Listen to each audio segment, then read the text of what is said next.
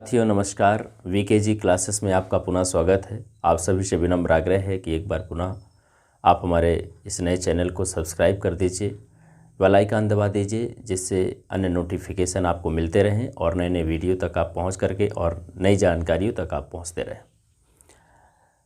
साथियों, आज हम बात करेंगे किसी भी क्षेत्र की जनसंख्या का वर्णन और भविष्य में जनसंख्या वृद्धि का पूर्वानुमान हम कैसे लगाएं।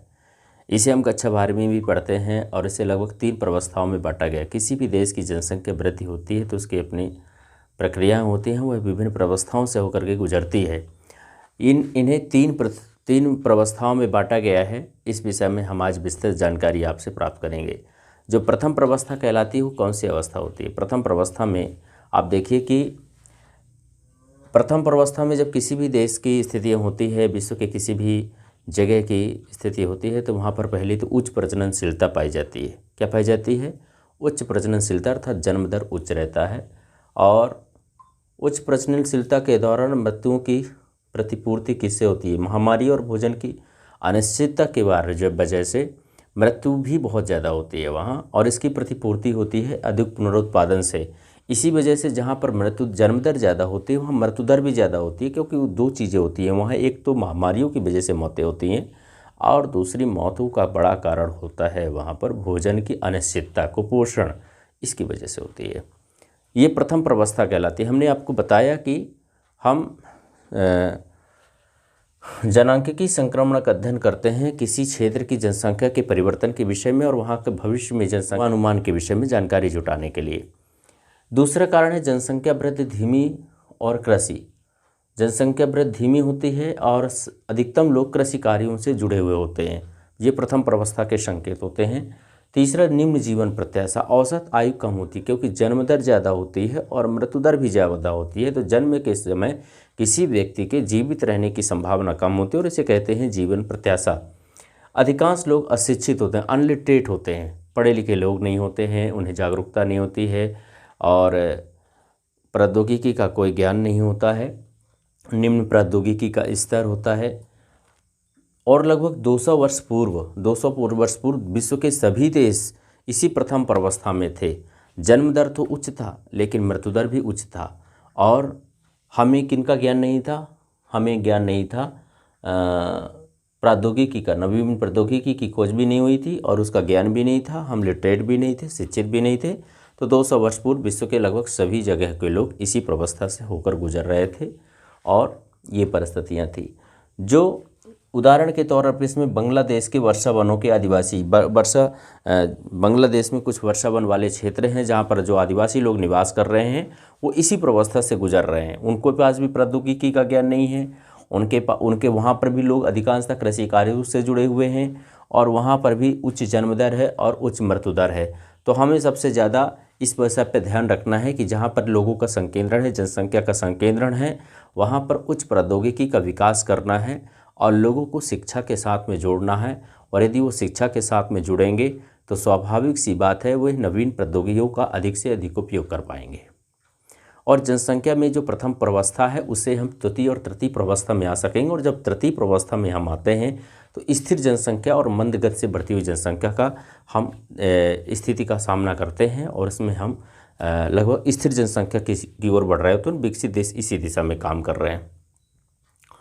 दूसरी प्रवस्था में साथियों प्रजननशीलता तो ऊंची रहती है लेकिन यह समय के साथ घटती जाती है। जो दूसरी प्रवस्था है, कक्षा 12वीं के विद्यार्थी जो हैं वो विशेष रूप से इन्हें पढ़ें, क्योंकि इन तीनों प्रवस्थाओं के प्रश्न पूछे जाते हैं परीक्षा में। दीर्घ उत्तरीय प्रश्न पूछे जाते हैं और निबंधात्मक प्रश्न पूछे जाते हैं, इसलिए इन तीनों प्रवस्थाओं के बारे में इन्हें विशेष ज्ञान होना चाहिए। तो जो दूसरी प्रवस्था है, दूसरी प्रवस्था में मैंने जैसा कि कहा कि प्रजननशीलता तो ऊंची रहती है, समय के साथ घटती जाती है और फिर जनसंख्या स्थिर या मंद गति से बढ़ती है। जनसंख्या तो स्थिर हो जाती है या फिर ये मंद गति से बढ़ती है। फिर स्वास्थ्य संबंधी दशाओं में सुधार होता है, स्वच्छता में सुधार होता है। जब स्वास्थ्य संबंधी सुधार होगा और स्वच्छता में सुधार होगा तो मृत्यु दर कम हो जाएगा। जनसंख्या में होने वाला शुद्ध योग उच्च होता है। जो जनसंख्या में योग होता है वो उच्च होता है, शुद्ध योग जो होता है वो उच्च होता है। ये द्वितीय प्रवस्था की स्थितियां हैं, ठीक है। अब हम तीसरी प्रवस्था के, और इस प्रवस्था में कौन से देश आते हैं, इसमें पीरू आता है, श्रीलंका आते हैं। यहाँ पर जनसंख्या, प्राकृतिक वृद्धि और मृत्यु दर, ये द्वितीय प्रवस्था की स्थितियाँ हैं। तृतीय प्रवस्था में प्रजननशीलता और मातृता दोनों घट जाती है, मृत्यु दर भी घट जाती है और प्रजननशीलता भी घट जाती है। तो जब दोनों चीज़ें घटेगी, जन्म भी कम लोग ले रहे हैं और जो जन्म लिए हुए लोग हैं उनकी मृत्यु भी कम हो रही है, अर्थात जो महामारी है उनकी वजह से होने वाली मौतों में हमने नियंत्रण प्राप्त कर लिया, विभिन्न प्रकार की बीमारियों की वजह से होने वाली मौतों में हमने नियंत्रण प्राप्त कर लिया, भोजन की अनिश्चितता की वजह से जो मौतें हो रही थी उस पर नियंत्रण प्राप्त कर लिया, स्वच्छता के अभाव के कारण जो बीमारियों की वजह से मौतें हो रही थी उस पर हमने नियंत्रण प्राप्त कर लिया, अर्थात जन्म दर भी स्थिर हो गया, प्रजननशीलता भी स्थिर हो गया अवस्था में आ गया और मृत्यु दर भी स्थिर अवस्था में आ गया।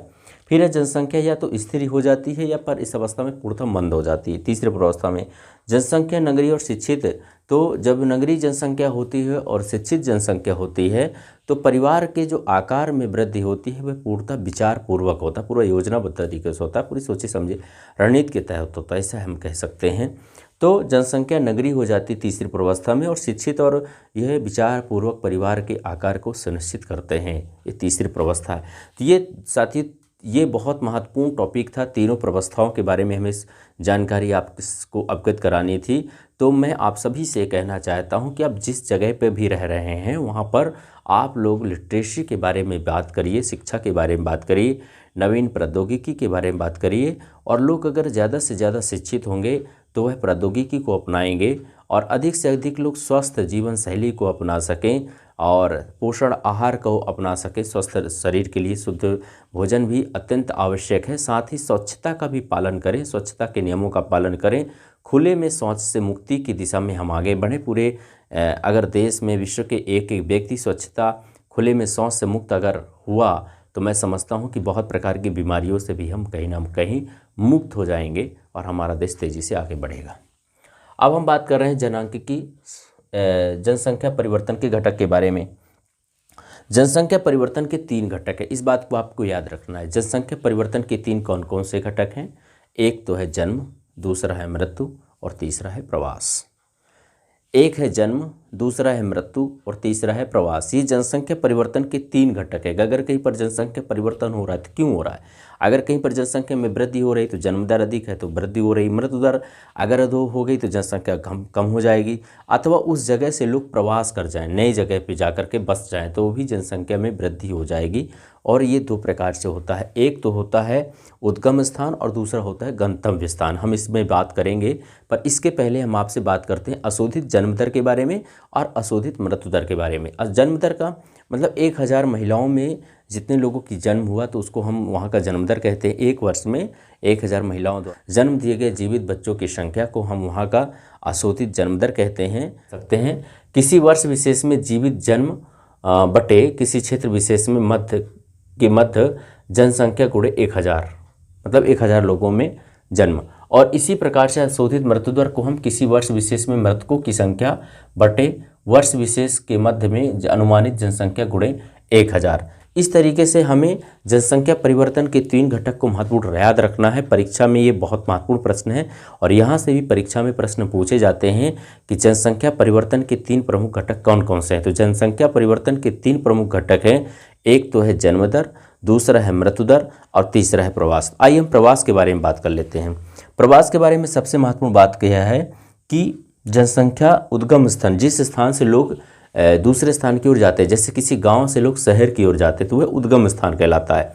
दूसरा होता है गंतव्य स्थान, जिस जगह के लिए जाते, तो किसी गांव से अगर गए तो वो उद्गम स्थान कहलाया और किसी शहर के लिए गए तो वो गंतव्य स्थान कहलाया। ये प्रवास होता है। दूसरा प्रवास स्थायी होता है, अस्थायी होता है और मौसमी होता है। कुछ लोग होते हैं जो खेती किसानी कंप्लीट करने के बाद रोजगार के अवसरों के लिए अपना गांव से दूसरे शहरों में चले जाते हैं और जैसे ही खेती का पुनः मौसम आता है, धान की कटाई का मौसम आता है, वह पुनः अपनी खेती कटाई करने के लिए आ जाते हैं। और इस तरह के जो प्रवास होते हैं हम उनको मौसमी प्रवास कह सकते हैं। तो प्रवास 3 प्रकार के होते हैं, स्थायी होते हैं, अस्थायी होते हैं और मौसमी होते हैं। प्रवास स्थान के हिसाब से गांव से गांव की ओर, गांव से नगर की ओर, नगर से नगर की ओर और नगर से गांव की ओर। इन 4 रूपों में प्रवास भी होता है। आप लोग भी सब जानते हैं, आसपास में भी प्रवास लोग जो करते हैं, एक स्थान से दूसरे स्थान पर जा कर के रहते हैं, तो ये होता है। प्रवास को प्रभावित करने वाली कुछ चीज़ें होती हैं। कौन कौन सी चीज़ें हैं जो प्रवास को प्रभावित करती हैं? प्रवास के एक प्रतिकर्षक कारक होते हैं और एक होते हैं अपकर्षक कारक। अपकर्षक कारक का मतलब होता है जो चीज़ आकर्षित करती है अपनी ओर, हमें अपनी ओर आकर्षित करती हो, अपकर्षक कारक होते हैं। प्रतिकर्षक कारक क्या होते हैं? जब हम कहीं जाने के लिए मजबूर होते हैं उसे हम कहते हैं प्रतिकर्षक कारक। जैसे प्रतिकर्षक कारक में बेरोजगारी, एक बेरोजगारी है, बेरोजगार हमारे पास गांव में नहीं है और हमें आवश्यकता है, हमें भूख की तृप्ति करनी है, हमें अच्छा घर बनाना है, बेटियों की शादी करना है, पढ़ाई लिखाई कराना है, रोजगार के अवसर गांव में नहीं है, तो बेरोजगारी है, तो हमें कुछ ना कुछ करना है, तो इसलिए हम मजबूर होकर के, हमें जाने का मन नहीं कर रहा कि गाँव से हम शहर की ओर जाएँ, लेकिन बेरोजगारी हमें जाने को मजबूर कर रहा है, तो ये एक प्रतिकर्षक कारक है। रहन सहन की निम्न दशाएं, गांव में निम्न जीवन स्तर पाया जाता है, सुविधाओं का अभाव रहता है, तो लोगों का मन करता है चलो गांव से शहर चलते हैं, शहर में रिक्शा चलाएंगे, शहर में सब्जी बेचेंगे, शहर में फल फूल बेचेंगे, शहर में कहीं मजदूरी करेंगे, लेकिन कम से कम वहाँ अपने बच्चों को अच्छी शिक्षा दे पाएंगे। समाज में सामाजिक विभेद का भी हम शिकार नहीं होते हैं अगर गाँव से शहर की ओर पलायन करते हैं, प्रवास करते हैं तो। सामाजिक आर्थिक पिछड़ापन, आप एक चीज़ देखें कि गांव में शहरों की अपेक्षा सामाजिक अस्वीकृति का सामना या सामाजिक वंचन का शिकार हम कम होते हैं, और इसलिए समाज में इस वंचन ना होना पड़े या हम पे इसके पिछड़ापन, सामाजिक पिछड़ेपन का शिकार हमें ना होना पड़े, हम इसके लिए कहाँ चले जाते हैं?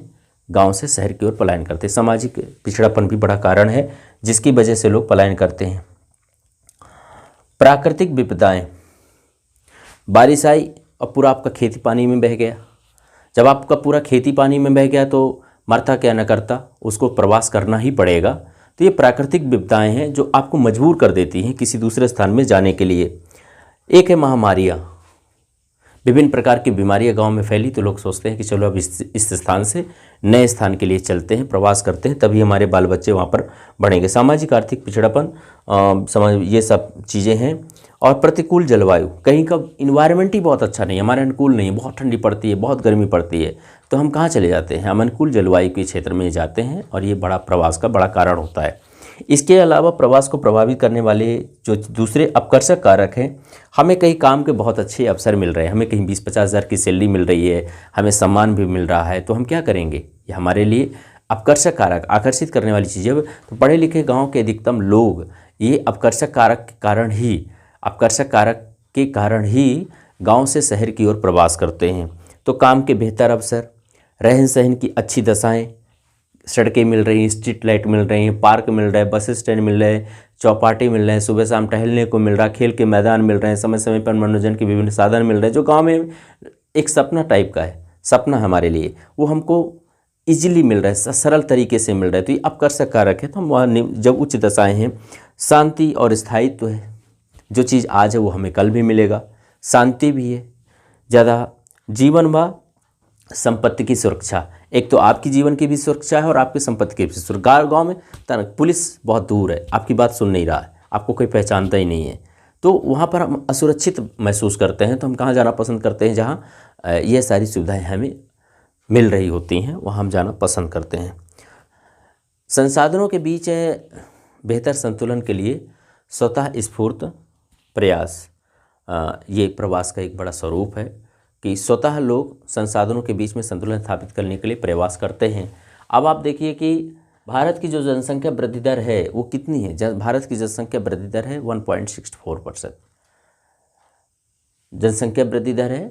और कुछ विकसित देश ऐसे हैं जहाँ पर जो वर्तमान स्थिर जनसंख्या वृद्धि दर से बढ़ रहे हैं, तो लगभग 318 वर्ष लग जाएंगे उनकी अपनी आबादी को दोगुना होने में, 318 वर्ष। तो आइए अब हम सब लोग इस रिकॉर्डिंग को और यहीं पर हम ख़त्म करते हैं, ये बताते हुए कि हम जहाँ पर भी रह रहे हैं हम वहाँ पर शिक्षा का विकास करें। और अगर हम शिक्षा का विकास करेंगे तो निश्चित रूप हम इस बात को मानते हैं कि जनसंख्या में स्थिरता आएगी और जो लोग रह रहे हैं उन्हें अच्छी जीवन शैली जीने को मिलेगा। गांव में भी अगर हम ये प्रवास के जो अपकर्षक कारक हैं, हम सबकी कोशिश यही होनी चाहिए कि गांव में भी जो शहरों जैसी सुविधाएं हैं, रोजगार के अवसर हैं, इनको विकसित किए जाने की दिशा में काम किया जाना आवश्यक है, जिससे कि उच्च जीवन शैली का विकास गांव में भी हो, जिससे जो पलायन हो रहा है गांव से शहर की ओर, वो पलायन रुके और लोग अच्छी ज़िंदगी जी सकें और सभी जगह पर विकास किया जा सके, जनसंख्या की जो वृद्धि दर है उसको नियंत्रित की जा सके। जन्म दर नियंत्रित करेंगे तो वृद्धि दर भी नियंत्रित होगा। मृत्यु दर को नियंत्रित करना चाहिए, शिक्षा का विकास करना चाहिए, स्वास्थ्य सुविधाओं का विकास करना चाहिए। तो ये महत्वपूर्ण चीज़ें थी 3 व्यवस्थाओं पर आधारित। आगे आने वाली वीडियो में भी बहुत अच्छी चीज़ें हम आपके लेके आएंगे। आप पुनः आप सबसे आग्रह करते हैं कि आपने पूरा वीडियो देखा, इसके लिए आपका बहुत बहुत धन्यवाद। आप पुनः सब्सक्राइब कर दीजिए, बेल आइकन दबा दीजिए, जिससे आने वाले वीडियो को आप देख सकें और आपको सूचना इसकी प्राप्त हो सके। जय हिंद।